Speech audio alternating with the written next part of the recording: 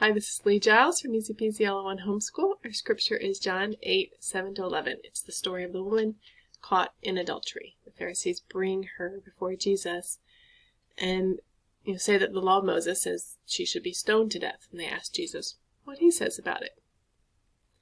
And here's the scripture. And as they continued to ask him, he stood up and said to them, "Let him who is without sin among you be the first to throw a stone at her." And once more he bent down and wrote on the ground. When they heard it, they went away one by one, beginning with the older ones.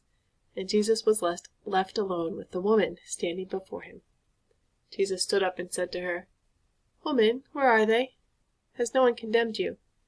She said, "No one, Lord." And Jesus said, "Neither do I condemn you.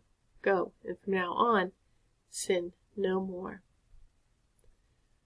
When I read this recently, I asked, if it was not possible to sin no more, how could he command it? And I thought, well, then it must be possible. But then I thought, the reason she's alive at this moment was that everyone else had sinned. And if everyone has sinned, then how can she be commanded to sin no more? Her life at this moment seems almost to depend on her sinning no more. I think the easiest response is to say that Jesus was referring to her adultery, that she should forsake her sin. Once any sin is exposed, brought to our attention, and we're convicted of it, we need to reject it, hate it, confess it, ask God to cleanse it away. If this was a habit, it could be easily broken by a single encounter with Jesus, where we recognize our sin and His salvation.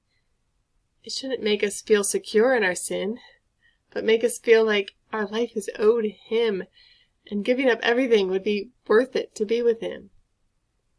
If you aren't willing to give up your sin, then you love it more than you love God.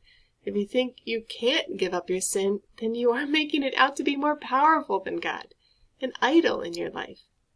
Jesus came to free us from the law of sin and death, not so that we could sin and not die, but so that we could have sin removed from our lives, so we can live.